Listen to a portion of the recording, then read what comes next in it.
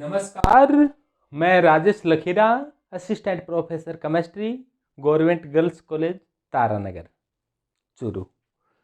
आज अपना टॉपिक है बोरन एबर चक्र। ये बोरन एबर चक्र क्या होता है?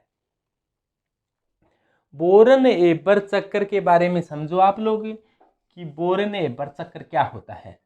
तो अपने एक एग्जाम्पल लेकर बताते हैं कि जैसे सोडियम क्लोराइड, जिसको अपने साधारण नमक टेबल साल्ट कहते हैं, सोडियम क्लोराइड का सूत्र होता है NaCl। ये एक साधारण लवण होता है। इसका निर्माण कैसे होता है? ये एक आयनिक कंपाउंड है, आयनिक यौगिक है। आयनिक यौगिक का निर्माण कैसे होता है? जैसे मान लो कि अपने एक मोल NaCl बनाना है। एक मोल NaCl कैसे बन सकता है? तो अपने Na प्रकृति के रूप में, Na सॉलिड के रूप में मिलेगा, तो अपने एक Na सॉलिड ले लिया, एक मोल। और Cl है वो Cl2 के रूप में पाया जाता है, Cl2 गैस के रूप में। तो ये Cl2 गैस के रूप में दर्शा दिया।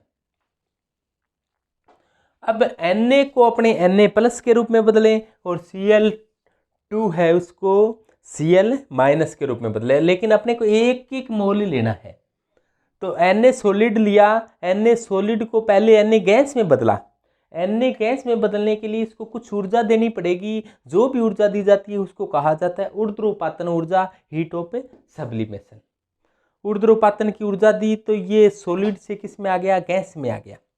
अब इसको कुछ ऊर्जा दी गई ताकि इसमें से एक इलेक्ट्रॉन हटाया जा सके। इस ऊर्जा को आयनन एंथैल्पी या आयनन विभव कहते हैं। आयनन विभव की परिभाषा आप जानते हो कि किसी विलगित गैसीय परमाणु के बाहरी कक्षा में से एक इलेक्ट्रॉन बाहर निकालने के लिए जितनी ऊर्जा की आवश्यकता होती है उसे आयनन विभव कहते हैं। तो यहाँ से एक इलेक्ट्रॉन हटाया, कुछ ऊर्जा दी, तो इस Na प्लस बन गया। और Na सॉलिड से पहले Na गैस में बदला, फिर Na गैस में से एक इलेक्ट्रॉन बाहर निकाला। और सॉलिड को गैस में बदलने के दौरान जितनी ऊष्मा दी जाती है उसको ऊर्ध्वपातन की ऊष्मा कहा जाता है। ऊर्ध्वपातन की ऊष्मा की परिभाषा आप इस प्रकार से देते हो कि एक मोल सॉलिड को एक मोल गैस में बदलने के दौरान जितनी ऊर्जा की आवश्यकता होती है उसे ऊर्ध्वपातन ऊर्जा या हीट ऑफ सब्लिमेशन कहते हैं। दोबारा सुने, एक मोल ठोस, एक मोल सॉलिड है, उसको एक मोल गैस में बदलना है, कितनी ऊष्मा आपने को देनी पड़ेगी? जितनी भी ऊष्मा देनी पड़ेगी उसको हीट ऑफ सब्लिमेशन यानी कि ऊर्ध्वपातन की ऊष्मा कहा जाता है। और इसके पश्चात गैसीय अवस्था में से एक इलेक्ट्रॉन बाहर निकालने के दौरान जितनी ऊर्जा देनी पड़ती है उसको आयनन एंथैल्पी, आयनन विभव कहते हैं। कि किसी विलगित गैसीय परमाणु के बाहरी कक्षा में से सबसे ढीले बंधे हुए इलेक्ट्रॉन को बाहर निकालने के लिए जितनी ऊर्जा की आवश्यकता होती है उसे आयनन विभव कहते हैं। तो Na बन गया Na प्लस में। हीट ऑफ सब्लिमेशन को मैंने डेल्टा H ऐसे लिख दिया, हीट आयनाइजेशन एंथैल्पी को डेल्टा HIE कह दिया। अब देखो ये Cl2 कोई अणु था, Cl2 में से अब इसमें इस बंध को तोड़ा, तो इसे कहेंगे बॉन्ड डिसोसिएशन। तो इसे बॉन्ड डिसोसिएशन एनर्जी कहेंगे, बंध वियोजन ऊर्जा कहेंगे। तो इस बंध को तोड़ा तो बंध टूट गया, तो बॉन्ड डिसोसिएट हो गया, Cl minus, bond dissociation energy Cl हो गया। अब इसमें एक इलेक्ट्रॉन जोड़ा तो ये क्या हो गया? Cl माइनस हो गया। और Na प्लस और Cl माइनस को आपस में मिला दिया तो क्या बन गया? NaCl। तो ये क्या बन गया? एक मोल बन गया। तो एक मोल NaCl का निर्माण हो गया। अब देखो अपने को एक ही Cl चाहिए, तो ये बॉन्ड डिसोसिएशन एनर्जी है, तो एक मोल बन टूटेगा, 2 मोल बन जाएंगे, तो आधा ही मोल चाहिए, तो इसको 1/2 से मैंने मल्टीप्लाई किया है। तो बॉन्ड डिसोसिएशन एनर्जी जितनी भी चाहिएगी उसको क्या किया? बॉन्ड डिसोसिएशन एनर्जी के आगे +1/2 लगा दिया है। +1/2 का मतलब बनेंगे तो 2, लेकिन उसमें आधा, इस जितनी भी एनर्जी चाहिएगी उसको क्या कर देंगे? आधा कर देंगे। अब इस Cl गैसीय अवस्था में 2 क्लोरीन प्राप्त होते हैं, लेकिन 1/2 लेंगे तो 1 ही क्लोरीन होगा। इसमें एक इलेक्ट्रॉन जोड़ा तो Cl माइनस में बदल गया। बंध को तोड़ने के लिए जितनी ऊर्जा की आवश्यकता होती है उसको बॉन्ड डिसोसिएशन एनर्जी कहा जाता है। बॉन्ड डिसोसिएशन एनर्जी की परिभाषा सुनो कि एक मोल बंध एक मोल गैसीय परमाणु में बंध को तोड़ने के लिए जितनी ऊर्जा की आवश्यकता होती है उसको बंध वियोजन एनर्जी, बॉन्ड डिसोसिएशन एनर्जी कहा जाता है। तो इसको बॉन्ड डिसोसिएशन एनर्जी, तो एक मोल बंध टूटेगा, 2 सीएल बनेंगे, अपने को एक ही सीएल बनाना है तो 1/2 से इसको मल्टीप्लाई कर दिया। किसी जगह ऊर्जा देनी पड़े तो प्लस लिखा जाता है, और यदि किसी सिस्टम में ऊर्जा बाहर निकलती है तो माइनस लगाया जाता है। तो यहाँ पर देनी पड़ रही है, ऊर्ध्वपातन किया तब देनी पड़ रही थी तो प्लस, मैंने प्लस ऐसे लिखा। यहाँ पर आयनन विभव इलेक्ट्रॉन बाहर निकालते हैं तो ऊर्जा देनी पड़ती है, इसलिए मैंने प्लस IE लिखा। अब देखो यहाँ पर किसी में इलेक्ट्रॉन जोड़े तो ऊर्जा बाहर निकलती है, इसलिए इलेक्ट्रॉन गैन एंथैल्पी को मैंने नेगेटिव लिखा है।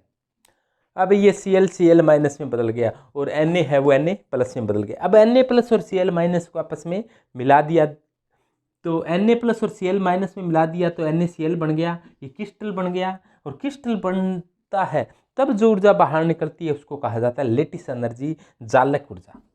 तो जालक ऊर्जा क्या होती है? एक मोल क्रिस्टल जालक, एक मोल क्रिस्टल जालक का निर्माण करना है, इस दौरान जितनी भी ऊर्जा बाहर निकलती है उसे क्या कहा जाता है? जालक ऊर्जा कहा जाता है।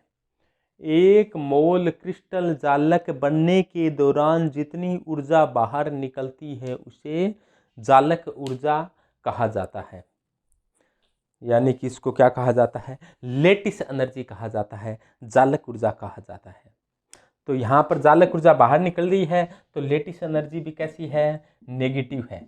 जालक ऊर्जा बाहर निकलती है तो बाहर निकलने वाली ऊर्जा ये है और देने वाली ऊर्जा ये है, यानी कि किसी को सॉलिड को गैस में बदलोगे तब ऊर्जा एक देनी पड़ेगी, गैस की अवस्था में से इलेक्ट्रॉन निकालोगे तब ऊर्जा देनी पड़ेगी, किसी बंध को तोड़ोगे तब ऊर्जा देनी पड़ेगी, इलेक्ट्रॉन जोड़ोगे तो ऊर्जा बाहर निकलेगी, आयन प्लस माइनस मिलेंगे तो ऊर्जा बाहर निकलेगी। इसको लेटिस एनर्जी कहा है, जालक ऊर्जा। जालक ऊर्जा की परिभाषा सुनो, एक मोल क्रिस्टल जालक बनने के दौरान जितनी ऊर्जा बाहर निकलती है उसको जालक ऊर्जा कहा जाता है। एक मोल क्रिस्टल जालक बनने के दौरान जितनी ऊर्जा बाहर निकलती है उसको क्या कहा जाता है? जालक ऊर्जा या लेटिस एनर्जी कहा जाता है। तो यहाँ पर कितनी ऊर्जाएं काम आई है इसको देखो, समझो ध्यान से। मैं इसको शॉर्ट कर रहा हूँ। NaCl बन गया, यहाँ पर एक मोल बना है, और यहाँ पर जो ऊष्मा बाहर निकली है उसको क्या कहा है मैंने? Lattice energy. तो देनी पड़ रही है heat of sublimation energy, sublimation energy देनी पड़ रही है। इसके बाद में प्लस IE देनी पड़ रही है। उसके बाद में थोड़ा सा बड़ा लिखता हूँ, सब्लिमेशन एनर्जी है, ऊर्ध्वपातन ऊष्मा देनी पड़ रही है, इलेक्ट्रॉन एंथैल्पी देनी पड़ रही है, और बॉन्ड डिसोसिएशन एनर्जी देनी पड़ रही है, बॉन्ड डिसोसिएशन एनर्जी, बंध वियोजन ऊर्जा। इसके बाद में इलेक्ट्रॉन गैन एंथैल्पी देनी पड़ रही है, और इसके बाद के अंदर लेटिस एनर्जी देनी पड़ रही है। ये लेटिस एनर्जी है, लेटिस एनर्जी देनी पड़ रही है। तो इतनी देनी पड़ रही है, बाहर क्या निकल रही है? सॉरी, ये इतनी तो देनी पड़ रही है, और इलेक्ट्रॉन गैन एंथैल्पी बाहर निकलने वाली ऊर्जा, लेटिस एनर्जी बाहर निकलने वाली ऊर्जा है। ओवरऑल जितनी भी ऊर्जा शामिल होती है उसको मैंने Q से दर्शा दिया, तो इसका जोड़ बाकी जो है वो किसके बराबर होगा? Q के बराबर होगा। इस पूरे सिस्टम में मान लो कि ये मिलकर पूरे सिस्टम में Q ऊष्मा शामिल हुई है, तो ये Q का मान, यदि ये Q का मान नेगेटिव आता है तो ये सिस्टम, ये अभिक्रिया है वो संपन्न होगी, यानी कि जो लगी ऊष्मा ये है, अपनी ऊष्मा है वो काम आई है, यानी कि उसमें काम कौन सी है? ये सब्लिमेशन एनर्जी, आयनाइजेशन एनर्जी और बॉन्ड डिसोसिएशन एनर्जी है वो काम आई है। इसको तो अपने ऐसे कहें कि सब्लिमेशन ऊर्ध्वपातन ऊष्मा, आयनन विभव और बंध वियोजन ऊर्जा तो काम आई है, यानी काम आई ऊर्जा, ऊर्जा को ऊष्मा को एक ही बात है। और ये क्या हुआ? ये क्या है? बाहर निकली ऊष्मा है, ये बाहर निकली ऊष्मा ऊर्जा, ऊष्मा कहो ऊर्जा कहो, ये बाहर निकलने वाली है काम। यदि काम कम आती है, बाहर ज़्यादा निकलती है, तभी इनके मान नेगेटिव है। तो ओवरऑल नेगेटिव मान कब आएगा? जब ये मान क्या हो, बाहर निकलने वाली ऊष्मा ज़्यादा हो और काम आने वाली ऊष्मा कम हो, तो ये मान क्या आएगा? नेगेटिव आएगा। तो ये मान नेगेटिव आएगा, तो कुल मिलाकर क्या होगा? एनर्जी है वो बाहर निकल रही है, और बाहर निकलने वाली ऊर्जा ज़्यादा है और काम आने वाली ऊर्जा कम है, तो उसको क्या कहेंगे? ये सिस्टम, ये अभिक्रिया कुल मिलाकर संपन्न होगी। यदि ऐसा हो जाए कि बाहर कम निकले और काम ज़्यादा आ गई, तो इसका मतलब ये सिस्टम है वो संपन्न नहीं होगा। इसी चक्कर को क्या कहा जाता है? बोरन-एबर चक्कर कहा जाता है। बोरन-एबर चक्कर के द्वारा अपने को ये पता चल जाता है कि कोई भी आयनिक कंपाउंड बनेगा या नहीं बनेगा। इसकी व्याख्या है वो बोरन-एबर चक्कर की सहायता से आसानी से की जा सकती है। यानी कि बोरन-एबर चक्कर बहुत इंपॉर्टेंट होता है। इसकी सहायता से कोई भी आयनिक कंपाउंड बनेगा या नहीं बनेगा, इसकी व्याख्या है वो आराम से कर सकते हैं। तो ये है बोरन-एबर चक्कर। और बोरन-एबर चक्कर की सहायता से लैटिस एनर्जी ज्ञात की जा सकती है। बोरन-एबर चक्कर की सहायता से इलेक्ट्रॉन गैन एंथैल्पी ज्ञात की जा सकती है। यानी कि इतनी ऊष्मा है, तो इसमें से एक ऊष्मा ज्ञात नहीं हो, बाकी ज्ञात हो, तो उस ऊष्मा को ज्ञात किया जा सकता है। तो बहुत ही सरल काम है। सबसे पहले आप सोडियम सॉलिड लो, क्लोरीन गैस लो, सॉलिड को गैस में लाओ और गैस में एक इलेक्ट्रॉन जोड़ दो, एक इलेक्ट्रॉन हटा लो तो Na+ बन गया। इसी क्लोरीन को बंद को तोड़ो और बंद को तोड़कर एक इलेक्ट्रॉन जोड़ दो तो Cl- बन गया। Na+ और Cl- को आपस में जोड़ दिया तो NaCl बन गया। सॉलिड को गैस में लाओगे तो जितनी भी ऊष्मा देनी पड़ती है उसको ऊर्ध्वपातन की ऊष्मा या हीट ऑफ सब्लिमेशन कहती है, ये देनी पड़ रही है, इसलिए प्लस ऐसे लिख दिया। इसमें से एक इलेक्ट्रॉन हटाया तो इलेक्ट्रॉन हटाते हैं तो ऊर्जा देनी पड़ती है, इसको आयनाइजेशन एंथैल्पी कह दिया, आयनन एंथैल्पी कह दिया। और ये बंद को तोड़ने के दौरान ऊष्मा देनी पड़ती है बॉन्ड डिसोसिएशन एनर्जी, लेकिन अपने को एक ही क्लोरीन चाहिए, तो इस बंद टूटेगा, 2 क्लोरीन बनेगी, 1 क्लोरीन चाहिए, इसलिए इसके आगे 1/2 लिखा दिया। इलेक्ट्रॉन जोड़ते हैं तो ऊर्जा देनी पड़ती है, इसको इलेक्ट्रॉन गैन एंथैल्पी कहते हैं। सॉरी, जब इलेक्ट्रॉन जोड़ते हैं तो ऊर्जा बाहर निकलती है, इसको इलेक्ट्रॉन गैन एंथैल्पी कहते हैं, इसीलिए इसके आगे माइनस लिखा है। और Na+ और Cl- जब क्रिस्टल जालक का निर्माण हुआ है तो इसको जालक ऊर्जा कहते हैं, इसको जालक ऊर्जा कहते हैं, जालक ऊर्जा या लेटिस एनर्जी कह दिया। बाहर निकलने वाली ऊर्जा ये है इलेक्ट्रॉन गैन एंथैल्पी और lattice enthalpy. Sublimation energy, ionisation energy और बॉन्ड डिसोसिएशन एनर्जी काम आई, ये बाहर निकली। यदि बाहर निकलने वाली ऊर्जा ज़्यादा हो तो ये अभिक्रिया संपन्न होगी, नहीं तो ये अभिक्रिया संपन्न नहीं होगी। इसको कहा जाता है बोरन-एबर चक्कर। ये कौन सा चक्कर है भाई? बोरन-एबर चक्कर। तो बोरन-एबर चक्कर ध्यान में आ गया सभी के? शाबाश, सभी अच्छे बच्चे हैं। तो बाहर निकलने वाली ऊर्जा ज़्यादा हो, काम आने वाली ऊर्जा कम हो, तो ये अभिक्रिया संपन्न हो जाती है। तो ऊर्ध्वपातन ऊर्जा क्या होती है कि 1 मोल ठोस को 1 मोल गैस में बदलने के लिए आवश्यक ऊर्जा को ऊर्ध्वपातन ऊर्जा कहते हैं। आयनन विभव के बारे में आपको पहले ही बताया जा चुका है, बॉन्ड डिसोसिएशन एनर्जी के बारे में भी पहले बताया जा चुका है, इलेक्ट्रॉन बंधुता क्या होती है उसके बारे में पहले बताया जा चुका है, जालक ऊर्जा क्या होती है उसके बारे में अभी बता दिया गया है। फिर भी आपको एक एक कर थोड़ा सा दोबारा बता दूं मैं। जैसे देखो, इसी को ले अपने Na सॉलिड और Na गैस को, इसको क्या कहा आपने? ऊर्ध्वपातन एंथैल्पी। अब पूरा का पूरा ध्यान आप केवल इतनी सी बात पर रखो कि ऊर्ध्वपातन एंथैल्पी क्या होती है, ऊर्ध्वपातन ऊर्जा क्या होती है। कि कोई भी Na सॉलिड है, Na क्या है? सॉलिड है। Na सॉलिड को कुछ ऊर्जा दी तो ये किस में बदल गया? आप कुछ ऊर्जा दी, ये किस में बदल गया? Na गैस में बदल गया। ये जितनी भी ऊर्जा दी जाती है इसी को क्या कहा जाता है? ऊर्ध्वपातन ऊर्जा, हीट ऑफ सब्लिमेशन। और इसके लिए डेल्टा H है, डेल्टा H कैसा होगा? पॉजिटिव होगा, यानी कि ये ऊर्जा देनी पड़ रही है। अब देखो आयनन विभव क्या होता है, जैसे Na प्लस है, सॉरी Na है, इसको कुछ ऊर्जा दी तो ये किस में बदल गया, Na में बदल गया, ये भी गैस होना चाहिए। तो Na को ऊर्जा दी तो एक इलेक्ट्रॉन बाहर निकल गया, Na प्लस में बदल गया। तो ये जितनी भी ऊर्जा दी जाती है इसी को क्या कहा जाता है, आयनन ऊर्जा कहा जाता है, या आयनन एंथैल्पी कहा जाता है। आयनन ऊर्जा या आयनन एंथैल्पी कहा जाता है। इसके बाद में अपने देखो ये कोई बंद वियोजन ऊर्जा को समझो आप लोग, बॉन्ड डिसोसिएशन एनर्जी, बंद वियोजन ऊर्जा।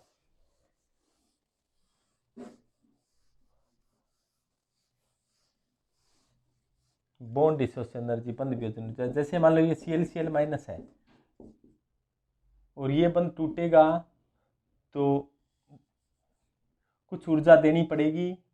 जैसे मान लो आप इस प्रकार से मानो कि ये Cl और Cl के बीच में बंद था, इसको तोड़ना है तो कुछ ऊर्जा अपने को क्या करनी पड़ी, देनी पड़ी। तो ये किस में बदल गया, Cl अलग हो गई। तो जितनी भी ऊर्जा देनी पड़ी है ये कौन सी है, बॉन्ड डिसोसिएशन एनर्जी देनी पड़ी है। तो डेल्टा H कैसा है, पॉजिटिव है। इसी प्रकार से जालक ऊर्जा क्या होती है, जालक ऊर्जा को ऐसे समझो आप लोग कि एक Na प्लस है, एक Cl माइनस है, जब इनको मिलाया तो क्या बना, NaCl बना, कुछ ऊर्जा क्या हुई, बाहर निकली। जितनी भी ऊर्जा बाहर निकलती है वो क्या होती है, जालक ऊर्जा होती है, लैटिस एनर्जी होती है। ये इलेक्ट्रॉन गैन एंथैल्पी क्या होती है, जैसे Cl है, एक इलेक्ट्रॉन जोड़ा तो Cl माइनस में बदल गया, कुछ ऊर्जा बाहर निकली। जितनी ऊर्जा बाहर निकलती है उसको इलेक्ट्रॉन बंधुता कहते हैं।